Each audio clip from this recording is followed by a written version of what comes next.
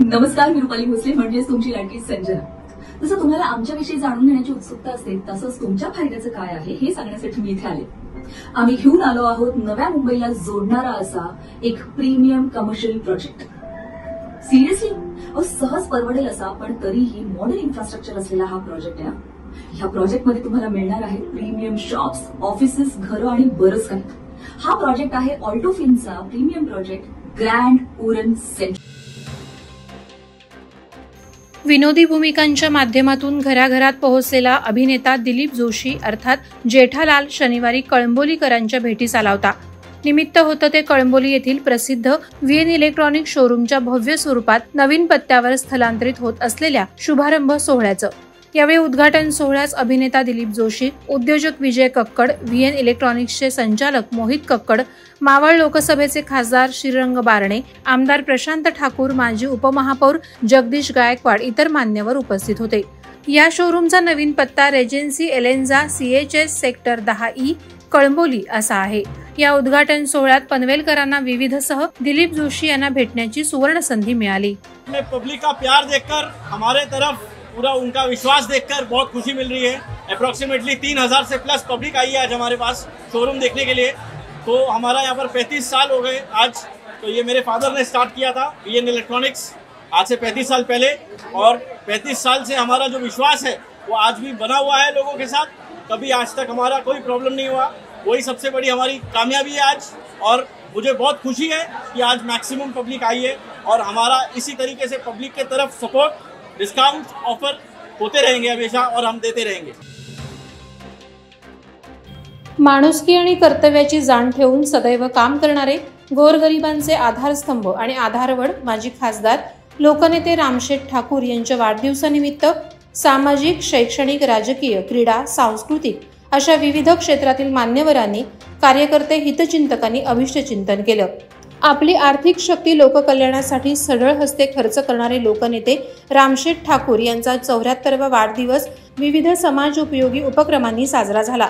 गरीब गरजूंना मदत, सामाजिक, सांस्कृतिक, क्रीडा, शैक्षणिक क्षेत्रांना भरघोस मदतीचा हात, रुग्ण, खेळाडू, विद्यार्थ्यांना उच्च शिक्षणासाठी सहकार्य, शिक्षण संस्थांना मदत, नैसर्गिक आपत्ती, दुष्काळ, तळागाळात अनेक घटकांना मदत हे लोकनेते रामशेठ ठाकूर यांचे समाजव्रत अजूनही सुरूच आहे।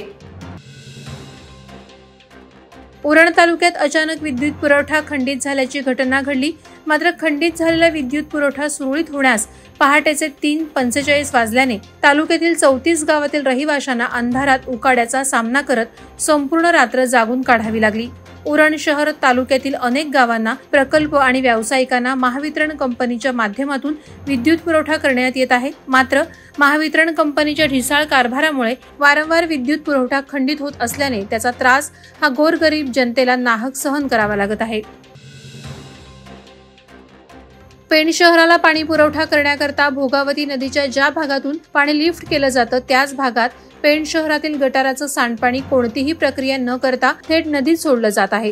यामुळे पेण शहरात कावीळची साथ येऊन लोकांच्या, विशेष करून लहान मुलांच्या जीवितास धोका निर्माण झालाय। नदीच्या पिंपळ डोहात मोठ्या प्रमाणात मासे मरून पडल्याचं दिसून येत आहे। याबाबत तात्काळ युद्ध पातळीवर उपाययोजना करण्यात यावी आणि तात्काळ कार्यवाही न झाल्यास त्याला प्रशासन जबाबदार राहील असं म्हणत समाजसेवक हरीश बेकावडे यांनी तीव्र आंदोलनाचा इशारा दिला आहे।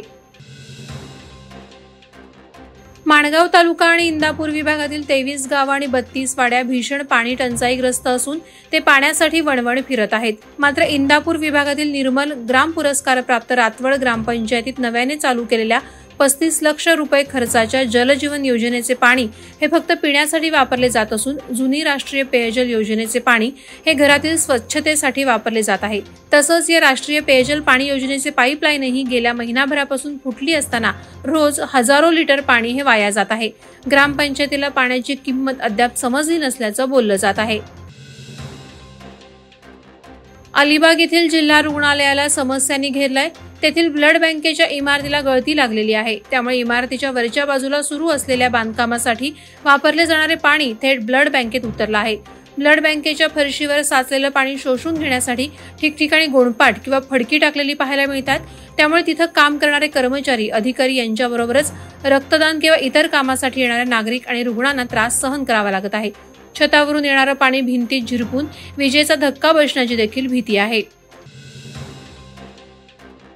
खालापूर तालुक्यातील अनेक भागात नागरिकांना आजही पाणी टंचाईचा सामना करावा लागत आहे. अनेक ठिकाणी पाण्यासाठी महिला वर्गासह ग्रामस्थांना वणवण भटकावं लागत असताना तालुक्यातील नारंगी ग्रामपंचायत हद्दीतील श्री दत्त आदिवासी वाडीमधील पाणी टंचाईची समस्या लक्षात घेऊन रायगड जिल्हा परिषदेचे माजी सभापती नरेश पाटील यांनी स्वखर्चातून बोरवेल खोदून दिली. यामुळे या गावाची पाणी टंचाई नरेश पाटील यांच्या माध्यमातून कायमची दूर झाली असून श्री दत्त आदिवासी वाडीतील ग्रामस्थांमार्फत नरेश पाटील यांच्या सामाजिक बांधिलकीचं कौतुक होत आहे. माजी समाज कल्याण सभापती आणि भारतीय जनता पक्षाचे दक्षिण रायगडचे उपाध्यक्ष दिलीप भोईर उर्फ छोटम शेठ यांच्या संकल्पनेतून साकारलेल्या आणि साई क्रीडा मंडळ साई महिला मंडळाने आयोजित केलेल्या विद्यार्थी मार्गदर्शन शिबिरात विद्यार्थी आणि पालकांनी मोठ्या संख्येने उपस्थिती लावली.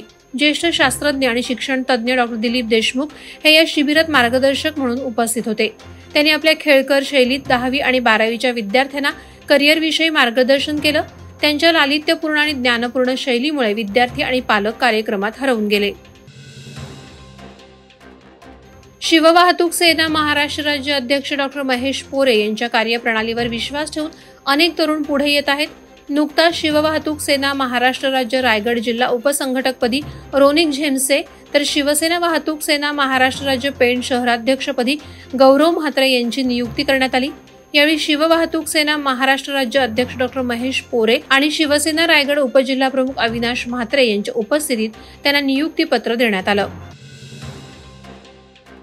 3 जून हा जागतिक सायकल दिन पेणमधील निसर्गप्रेमी आणि लहान मुलांसह ज्येष्ठ नागरिक तसंच डॉक्टर पत्रकार यांनी सहभाग घेऊन शहरात सायकल रॅली काढून साजरा केला. यावेळी पर्यावरणाचे संतुलन राखण्याचं आवाहन करण्यात आलं. सध्याचं वातावरण पाहता वाढती उष्णता आणि झालेली वृक्षतोड तसंच नष्ट केलेले डोंगर या सर्व गोष्टी लक्षात घेता पर्यावरणाची हानी रोखणं ही काळाची गरज बनली असल्याने निसर्गप्रेमींनी सायकल रॅली काढून पर्यावरणाची हानी रोखण्यासाठी जास्तीत जास्त सायकलचा वापर करण्याचा संदेश दिला. हबप रघुनाथ ढाकवल आणि शकुंतला ढाकवल यांच्या स्मरणार्थ पेण तालुक्यातील राजीप शाळा कासमाल बोरगाव येथे doctor Haldipurkar Lakshmi charitable trust Panvel आणि ग्रुप ग्रामपंचायत बोरगाव यांच्या संयुक्त विद्यमानं आणि संदीप ढाकवाल यांच्या प्रयत्नानं मोफत मोतीबिंदू चिकित्सा शस्त्रक्रिया आणि अल्पदरात चष्मे वाटप शिबिराचं आयोजन केलं होतं. या शिबिरात एकूण 76 रुग्णांची नेत्र तपासणी करण्यात आली आणि एकूण 22 रुग्ण मोतीबिंदू झालेले आढळून आले. 11 रुग्णांना मोतीबिंदू शस्त्रक्रिया करण्यासाठी डॉक्टर हळदीपूरकर यांचे लक्ष्मी चॅरिटेबल ट्रस्ट येथे पाठवण्यात आलं. वादळवारा लाईव्हसाठी न्यूज ब्युरो रायगड. नवी मुंबई व रायगड जिल्ह्यातील ताज्या बातम्या आणि घडामोडींसाठी सबस्क्राईब करा वादळवारा लाईव्ह चॅनल आणि दाबा बेल आयकॉन.